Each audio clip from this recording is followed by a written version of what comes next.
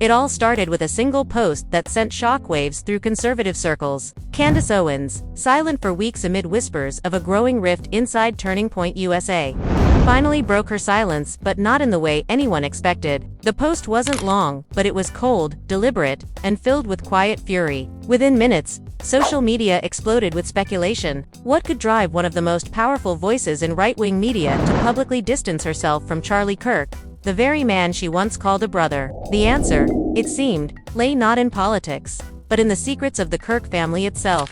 According to insiders close to the situation, everything changed when Charlie's own parents stepped forward with revelations that stunned everyone in their circle. Their words didn't just expose cracks in a friendship, it tore open a scandal that could reshape conservative media from the inside out. People don't know the half of it, one source claimed. Candace didn't walk away, she was pushed. From that moment, fans began to dig. The tension between Candace and Charlie, once subtle, suddenly made sense. Old interviews, awkward glances, and thinly veiled jabs on social media became evidence in a drama that was quickly spiraling beyond control. Behind the scenes, Turning Point USA staffers were reportedly scrambling to contain the fallout. Meetings were canceled, phones were confiscated. Some insiders claimed a PR team was brought in to rewrite the narrative before the public caught on, but it was too late. Candace's silence had already become the loudest sound online, and the Kirk family's alleged confessions were adding gasoline to a fire that could not be contained. What did Charlie's parents reveal? Why did Candace go dark for so long? And how did a family's private turmoil turn into a national spectacle that no one saw coming?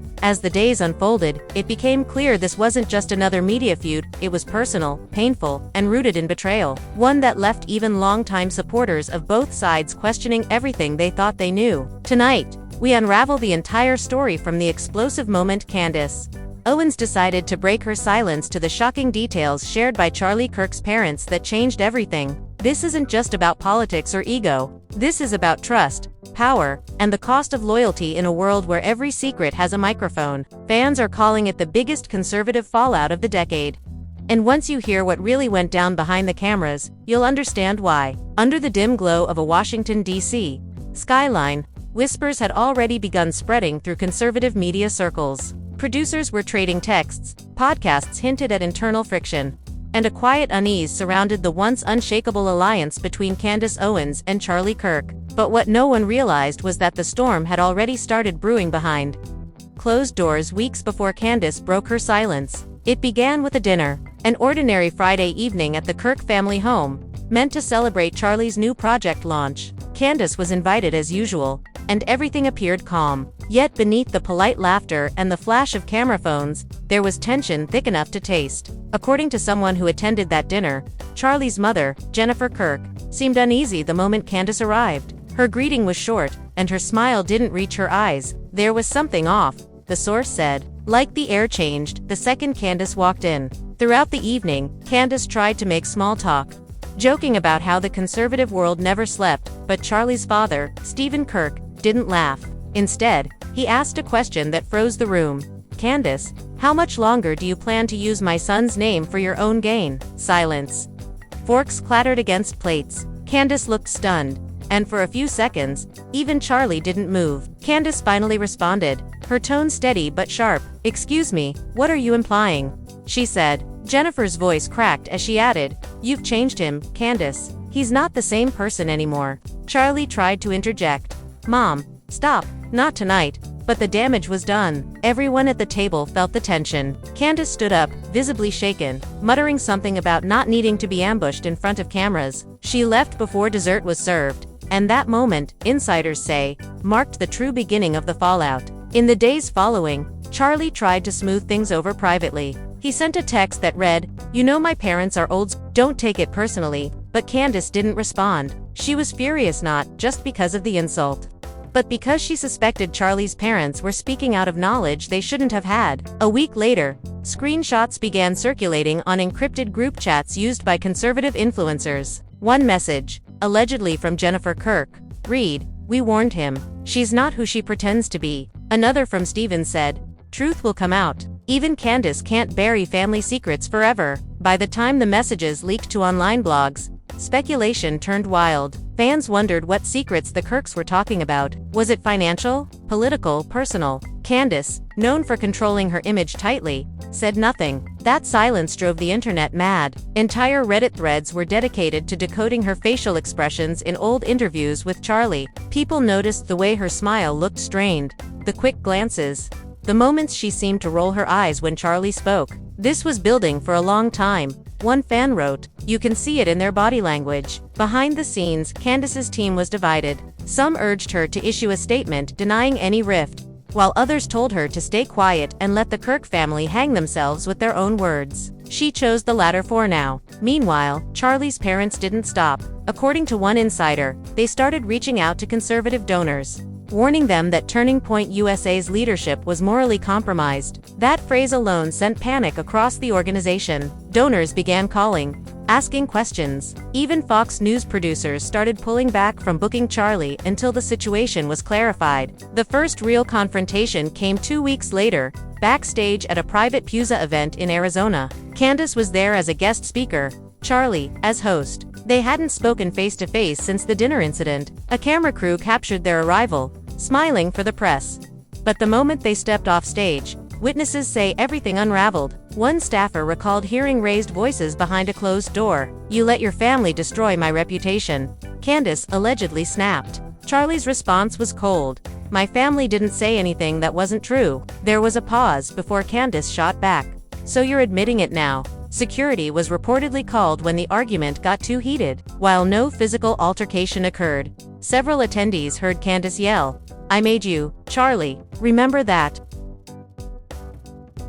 Before storming out of the building. The clip never made it to the public, but staff members who were there described it as the moment everything collapsed. The next morning, Candace unfollowed Charlie on all platforms, deleted old pictures with him, and removed Puza tags from her bio. To her millions of followers, the message was loud and clear: something irreversible had happened. Then came the bombshell. Charlie's parents gave an anonymous interview to a conservative podcast under the pseudonym The Founders. Though they never used names, their references were obvious. They spoke about a media figure who manipulated a young man into betraying his principles for fame and money. The hosts didn't press for specifics, but one line caught everyone's attention: "When you sell your soul, no platform can save you." Within hours, fans pieced together who they were referring to, and Candace versus Charlie began trending across platforms. Candace's silence at this stage wasn't calm, it was calculated. Insiders later revealed she was preparing her own response video, one that would change the narrative forever. She wanted to expose what she described as the hypocrisy inside Puza and the manipulation of conservative voices by power-hungry families.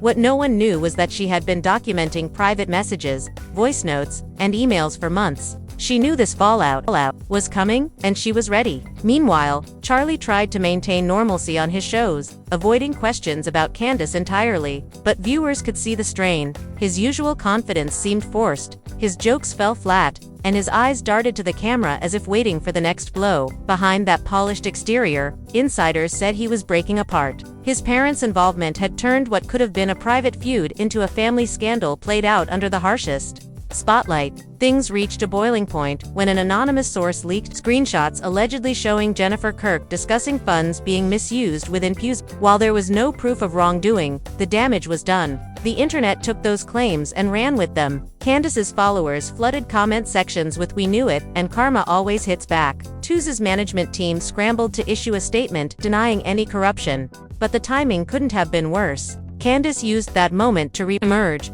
posting a single cryptic message: "When truth comes from the wrong lips, it still sets you free." It went viral instantly. Major media outlets picked it up, and within 24 hours, over 1 million people were speculating about what she would reveal next. Charlie's team tried to reach her privately to stop whatever she was planning, but she ignored every call. By then, she had already recorded a 2-hour tell-all video in her home studio, where she promised to finally tell her side. In that video, which has yet to be released in our timeline of events, she hinted that certain people at Puza used family connections to control narratives and silence dissent. She claimed that her disagreements with Charlie were never personal, but became personal when lies and manipulation entered the picture. She didn't name names, but her tone made it clear who she was talking about. As one producer put it, she didn't need to say it, everyone knew. By the time the video teaser dropped, tensions had reached an all-time high. The Kirk family's private lives were under public scrutiny. Candace's supporters were demanding receipts, and conservative media was split in half.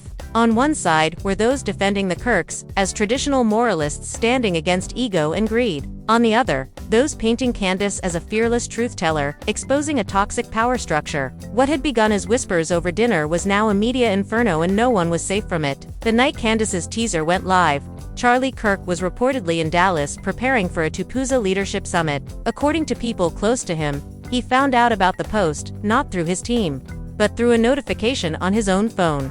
The video clip was only 15 seconds long, but its tone was unmistakable. Candace, sitting in front of a dark backdrop, her voice calm but cold, saying, "When people pretend to defend faith and freedom while hiding behind lies, it's time someone tells the truth." Within minutes, it was everywhere. Fans flooded the comment section demanding the full story.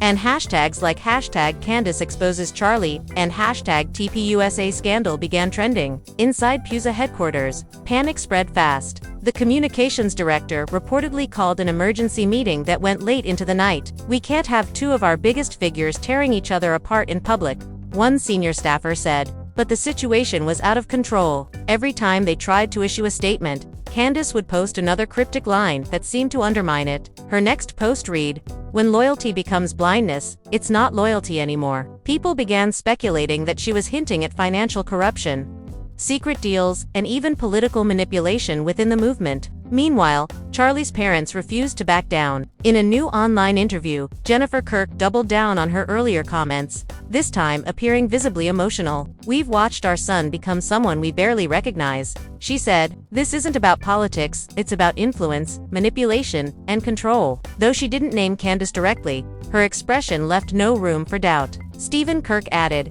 "When people use faith as a marketing strategy, they're not servants, they're actors." That line sent shockwaves through the internet. Memes, reaction videos, and parodies exploded overnight. People began calling the conflict the conservative civil war. For Candace, this was the moment to strike. Her tell-all video dropped the next day, 2 hours long, polished, and laced with dramatic pauses. It pulled in millions of views within the first hour. She began, softly, almost tenderly. "I never thought I'd have to say this," she said, "but when the people you once called family start using you as their scapegoat, silence is no longer protection, it's permission." Then she started revealing what she called the truth behind the curtain. She claimed that Charlie's parents had been controlling much of Pusa's internal decisions from behind the scenes, allegedly using family influence to shape partnerships, speaker selections, and donor access. Candace described receiving late-night calls from Jennifer Kirk telling her what topics were acceptable to discuss publicly. "I was told to tone down my opinions when they didn't align with Charlie's image," she said. "I was told to stop being too outspoken, even though that's what my audience loved about me." She even played an alleged voicemail, distorted for privacy, in which a woman's voice said, "You need to remember who built this platform for you." Candace stared straight into the camera after playing it and whispered, "I built myself."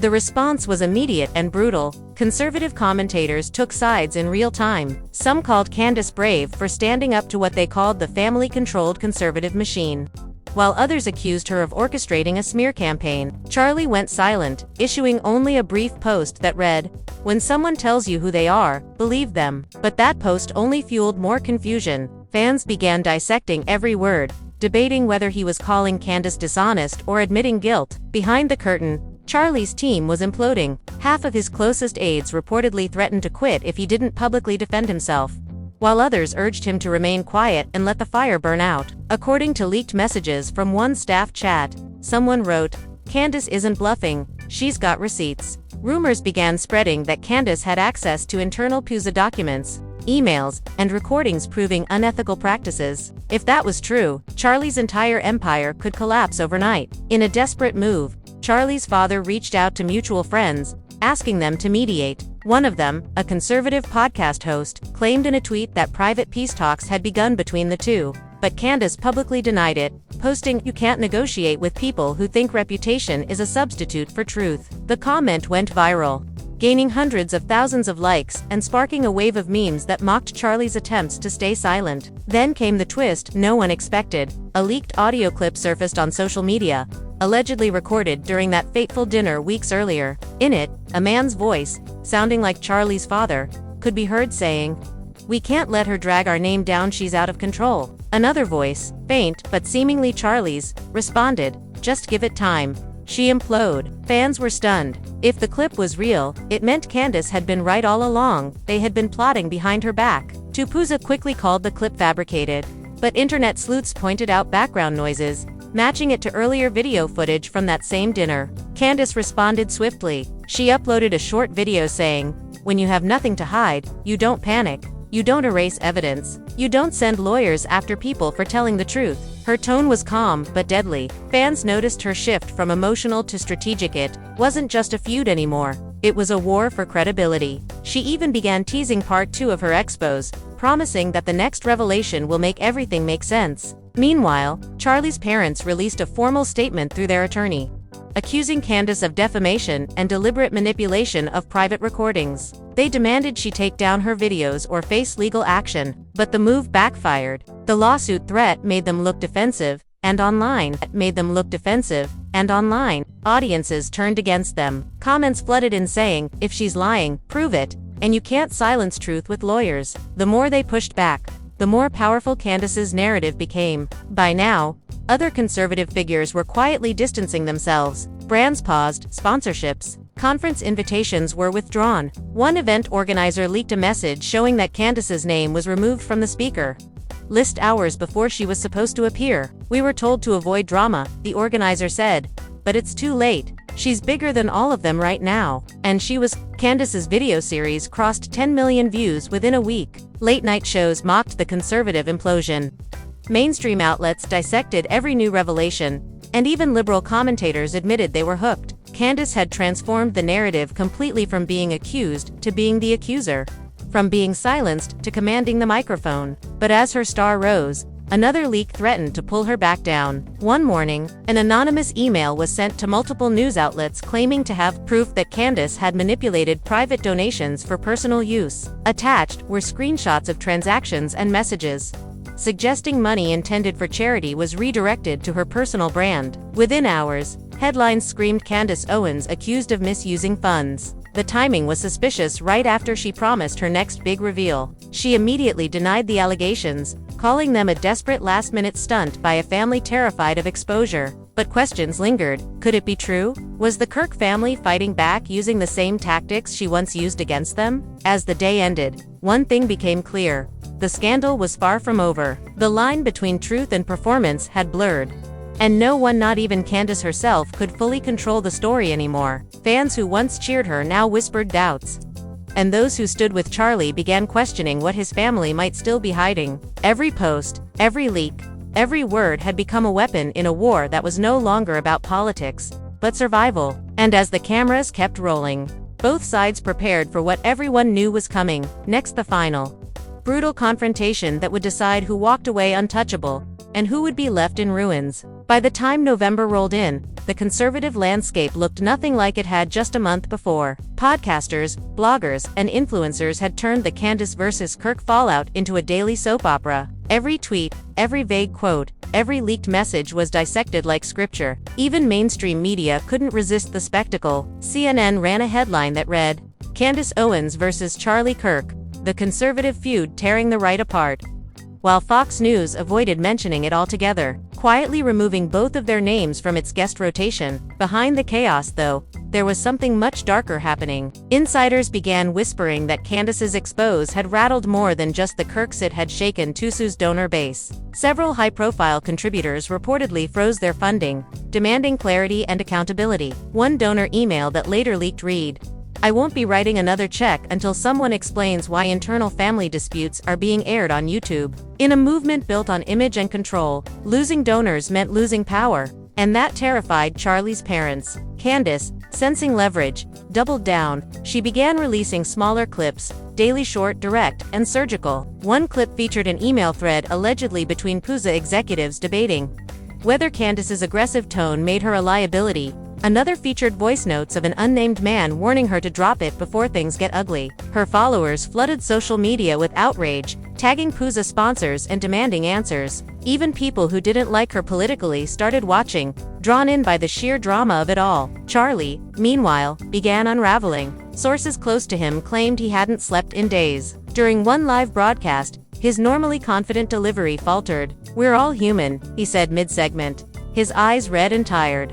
"And sometimes the people we trust the most turn out to be the ones who break us." Fans immediately clipped the moment, calling it his cry for help. The comments section filled with sympathy and mockery alike. "Candace broke him," one wrote. "No, his parents did," another replied. But Candace wasn't done. In her next video, she revealed what she called the real reason behind the family's obsession with silencing me. She claimed she had discovered that Pooja had been quietly funding side projects owned by Charlie's relatives, funneling money through shell organizations under the guise of outreach programs. She displayed what looked like financial documents showing overlapping transactions. While their authenticity couldn't be verified, the timing was devastating. Within hours, the hashtag #KirkFundGate started trending. Jennifer Kirk went into full damage control. She appeared in a tearful livestream clutching a Bible, claiming Candace's documents were forgeries meant to destroy a good family. She said, "I raised my son to be a man of faith, not greed. This woman is attacking us because we refused to let her manipulate him." She paused,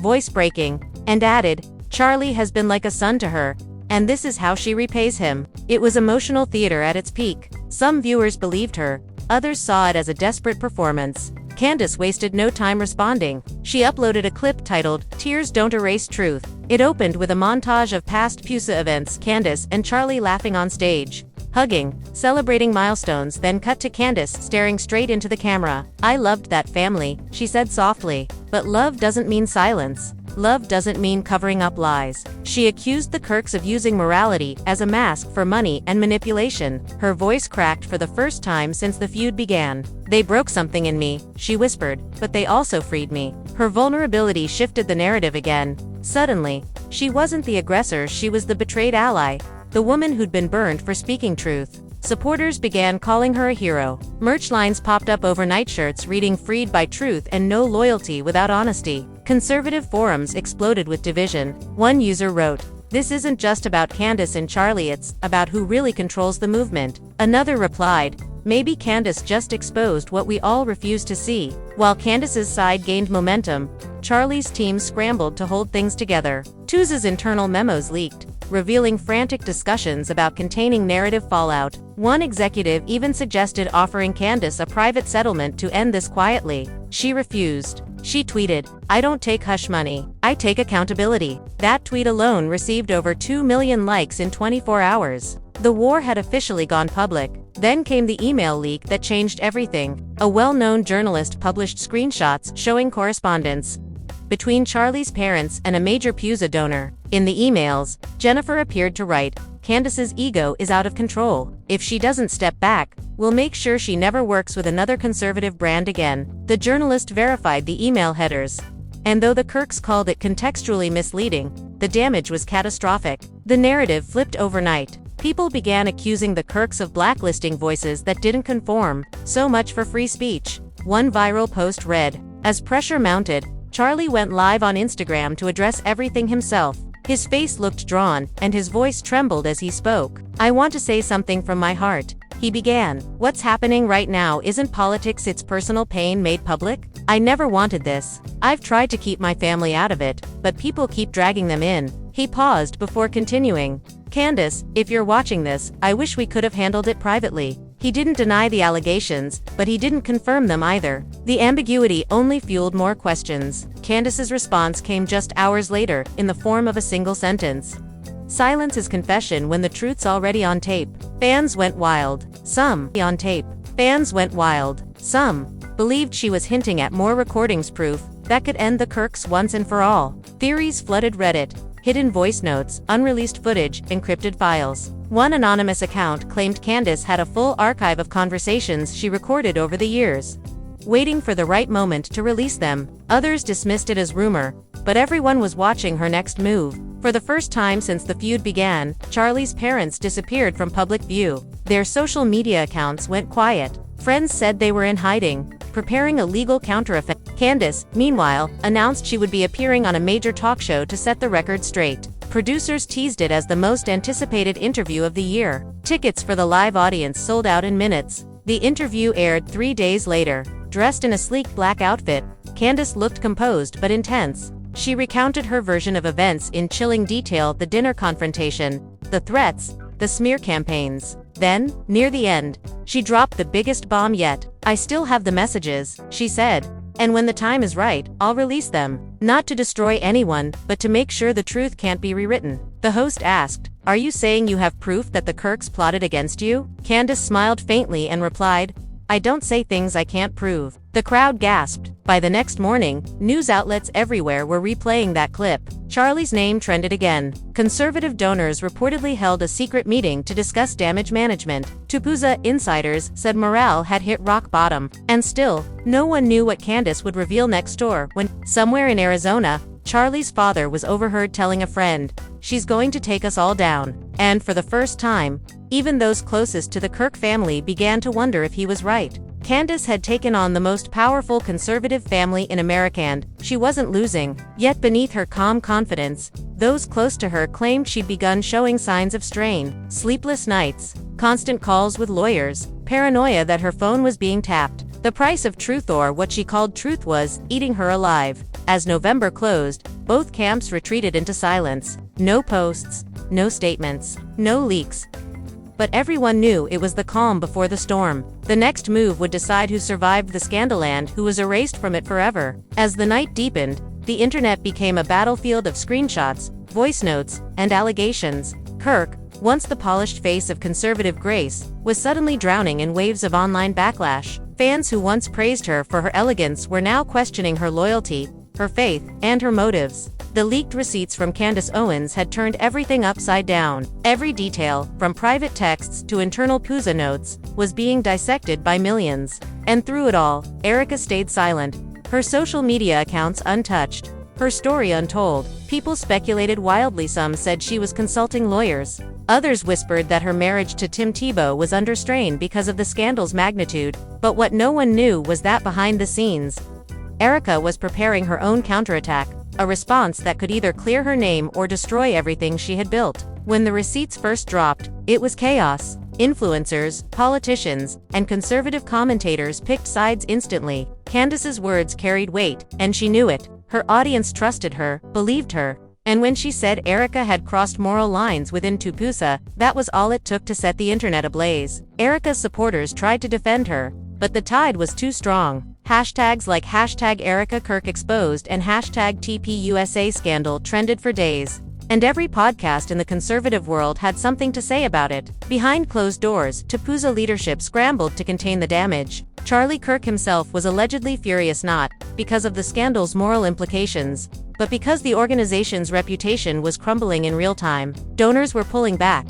staffers were panicking, and the media was having a field day. It was no longer just about Candace and Erica. It was about power, control, and the truth behind Tupouza's public image. And that truth was far darker than anyone expected. Anonymous insiders began leaking even more information: emails, contracts, and messages suggesting that Tupouza wasn't as patriotic as it claimed to be. There were rumors of secret deals with corporations, of internal favoritism, and even hush money being paid to keep certain stories buried. In that moment, the scandal stopped being about two women and became a full-blown war for dominance in the conservative media world. Erica, however, wasn't ready to go down without a fight. People close to her claimed she had proof that Candace's receipts were carefully edited and that parts of their conversation had been cut to make her look guilty. She knew that once she spoke, the internet would explode again. But timing was everything. Days passed, and Candace kept dropping subtle hints in her live streams. She would smirk when someone mentioned Erica's name,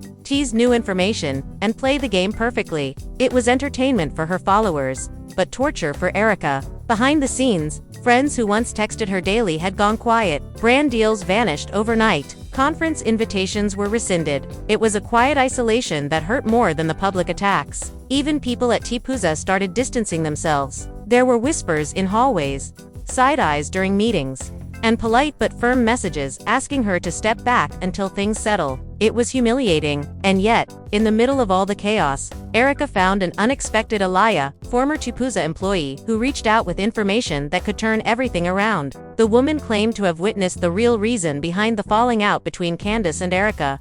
And it had nothing to do with morals or faith. It was about power. About who got to control the narrative inside Puza. The former employee described heated arguments, strategic smear campaigns, and internal meetings where both women's names were tossed around like pawns. She said Erica was being framed because she had started questioning where the donation money was going, and who was benefiting from the organization's rising influence. Suddenly, everything made sense. Erica's growing popularity, her connections, her confidence had threatened the hierarchy. Candace, on the other hand, had the influence and the audience to protect the structure. So when things got messy, someone had to take the fall. And Erica was the perfect target. By now, every conservative media outlet was dissecting the story. Fox, Blaze, and even smaller online shows began debating whether this was the collapse of conservative sisterhood. Fans who once celebrated their friendship now picked sides like it was a political civil war. Clips of Erica speaking at past events resurfaced, analyzed for hidden clues about her true intentions. It was a witch hunt, masked as moral outrage.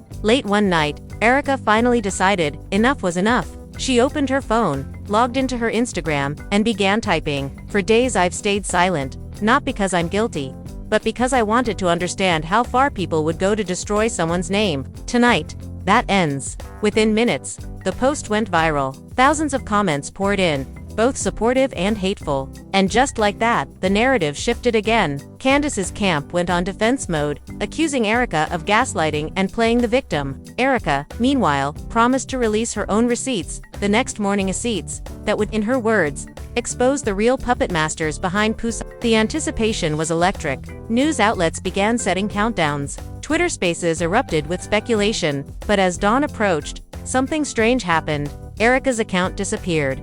Completely. No posts, no trace, no explanation. Within an hour, rumors swirled that Pusa had stepped in legally, pressuring her to stay silent or face a lawsuit. Others claimed her phone was hacked. Either way, the disappearance only made the mystery deeper. The next move, everyone knew, would change everything. By sunrise, the internet was in meltdown. Erica Kirk's sudden disappearance from social media became the biggest headline in conservative entertainment. Candace Owens went live within hours, her tone calm but calculated, saying she hoped Erica was okay while subtly reminding her audience that truth always wins in the end. It was classic Candace, measured, strategic, and heavy with implication. The comments under her stream flooded with speculation. Some accused Candace of bullying Erica off the internet, while others claimed Erica had gone into hiding because the receipts were real. But behind all that noise, something darker was unfolding. Several anonymous Pusa staffers began leaking voice recordings to smaller media outlets. The recordings painted a disturbing picture of what was really happening inside the organization. In one, a senior staffer could be heard discussing how to limit brand risk by removing Erica from upcoming events. In another, someone mentioned Candace's involvement in a controlled exposure, suggesting the entire scandal may have been orchestrated to distract from something larger, possibly an internal financial audit that uncovered questionable spending. The leaks spread fast, reaching independent journalists who weren't afraid to take on big names. One of them, a podcaster named Bryce Michaels, devoted an entire 3-hour live stream to dissecting every frame of the Candace-Erica drama. His conclusion was blunt. Erica Kirk is being used as a scapegoat to protect the powerful. That statement hit hard, and suddenly, the tide began to turn. Hashtags shifted from hashtag Erica Kirk exposed to hashtag Justice for Erica. Fans who had condemned her days ago were now demanding transparency from Tupuza. The organization's silence only fueled suspicion. Insiders reported that meetings were being held around the clock, with Charlie Kirk furious that the situation had spiraled beyond control. Behind those closed doors, Candace herself was reportedly facing backlash from top donors who hated the negative press. Meanwhile, Erica had retreated completely. Those close to her claimed she was staying at a private estate in Nashville, consulting attorneys and gathering evidence. Word spread that she had obtained screenshots, recordings, and emails that could implicate not just Candace, but several Pusa executives. And if those documents ever surfaced, the entire conservative media ecosystem could implode. Still, there was a human side to all of this. People who knew Erica personally described her as devastated. The betrayal, the public humiliation, the endless accusations, it had broken something inside her. Her marriage, too, was under immense strain. Tim Tebow, known for his spotless reputation, had allegedly urged her to let it go for the sake of their peace, but Erica wasn't ready to walk away. She had lost her reputation, her platform, and her friends. All she had left now was the truth. Days later, an encrypted document began circulating among journalists. It contained dozens of screenshots from TUSA's internal group chats, showing executives mocking Erica behind her back, calling her too emotional and a liability. More disturbingly, it included a series of messages, allegedly from Candace, coordinating with a communications strategist to frame the narrative before Erica can speak. The messages were brutal in tone, referring to Erica as collateral damage and a necessary sacrifice. Once the document hit social media, it was game over. Every outlet that had doubted Erica rushed to cover the new leaks. Candace's team dismissed the material as forged, but digital forensics experts confirmed that at least part of it was authentic. Within hours, sponsors began quietly backing away from Candace's projects. She, once untouchable, now faced scrutiny like never before. Podcasts that once praised her started questioning her motives, her ethics, even her friendships. For the first time, Candace Owens looked vulnerable. But even as she faced mounting criticism, she refused to retreat. On her next broadcast, she appeared calm, well-dressed and unshaken. She looked straight into the camera and said, "I have nothing to hide. But there are people out there who want to silence truth. I will not be intimidated." It was a powerful performance, one that reignited her base. But the damage was already done. People no longer trusted her completely. Every word she said was analyzed, every gesture interpreted as manipulation. Meanwhile, Erica's camp released a carefully worded statement through her attorney, confirming that she was safe but under significant emotional distress. The statement promised that a detailed account with verified evidence would be made public soon. That line sent shockwaves. It meant Erica wasn't done. She was preparing for war, and the world was ready for the next round. As the countdown to her statement began, rumors spread that major networks were competing for an exclusive interview. Fox wanted her, Newsmax wanted her, even Netflix was reportedly interested in a documentary deal. She had become the most talked about woman in American conservative media, not because of her charm or speeches, but because she was now the symbol of betrayal, silence, and survival in an empire built on image. Yet, deep down, Erica knew that this wasn't just about clearing her name anymore. It was about exposing the machine that had used her, the people who hid behind morality while practicing deceit. When she finally stepped out to speak, it wouldn't just be a defense, it would be a reckoning. In the days leading up to her live statement, tension thickened.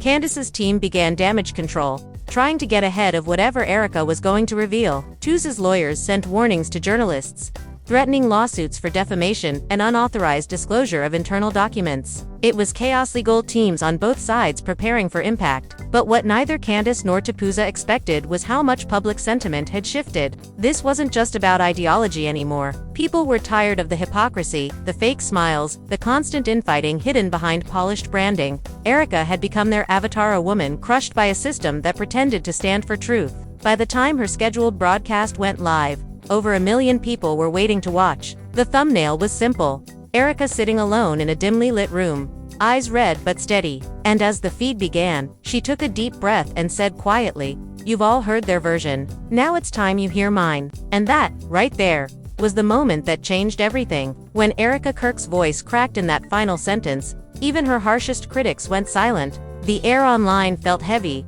charged with the kind of tension you can't script. People weren't just watching a scandal anymore, they were witnessing a reckoning. This wasn't about Turning Point USA, or Candace Owens, or Charlie Kirk's family secrets anymore. This was about how far people will go to protect their image and how easily loyalty can be weaponized in the world of power, money, and politics. As the final frame of her broadcast faded, the internet erupted, hashtags surged, podcasts spun wild theories, and everyone had something to say, but no one really knew the whole truth. And that's what makes this story so haunting. Because every time you think you've heard the last of it, another voice, another message, another confession appears out of nowhere. What comes next? Will Candace finally face the public again to defend herself? Will Charlie's parents reveal even more about what they saw behind closed doors? Or will Erica disappear for good, taking her secrets with her? The silence that followed her livestream was deafening, but make no mistake, this story is far from over. Insiders say new recordings are being reviewed, and there are whispers of private investigators digging deeper into Tuza's finances.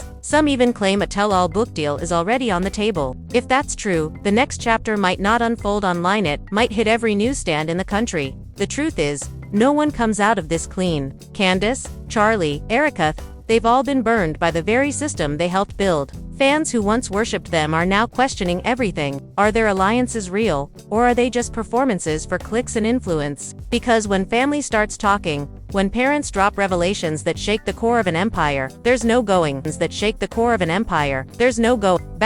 The masks fall, and the world sees what's been hiding behind the smiles and slogans. And that's where you come in. You've heard every word, every twist, every emotional confession. Now it's your turn to decide what you believe. Do you think Candace Owens is being unfairly targeted? Or do you think Kirk finally had enough and decided to fight back against hypocrisy? Was Charlie caught in the middle? Or was he quietly pulling strings the entire time? The comments section below is where this debate begins. We want to hear your thoughts, your theories, and your predictions about what happens next. If you made it this far, you already know this story isn't just gossip, it's power, betrayal, and truth colliding in real time. And the only way to keep uncovering what really goes on behind the headlines is to stay right here with us. So if you haven't already, make sure you hit that like button. It helps push this story to more people who need to see what's really happening behind the polished facades of fame and influence. And don't just stop there, subscribe right now, because the next update in this unfolding saga is going to shake things even harder. The statements, the new receipts, the fallout, it's coming fast. And when it drops, you'll want to be the first to know. Hit that bell so you're notified the second we post. Because we're not just telling stories, we're exposing what the cameras don't show. If you believe in truth, if you believe in holding people accountable no matter how powerful they are, then stand with us. Comment "Truth always wins" below to show that you're part of the community that refuses to be silenced by spin or manipulation, because at the end of the day, truth doesn't hide, it waits. And together, we're going to find it. So as this chapter closes, take a moment to think about everything you've heard. Think about how fast alliances crumble, how easily loyalty turns into leverage, and how one family's revelations can unravel an empire. This isn't just the end of a story, it's the beginning of a reckoning that's only getting started. And trust me, you don't want to miss what comes next. Like the video, share it with someone who's been following this saga from day one, and don't forget to comment your thoughts because your voice matters here. This is more than entertainment. It's a conversation about power, integrity, and the thin line between truth and performance. Until next time, stay curious, stay questioning, and remember, nothing stays hidden forever.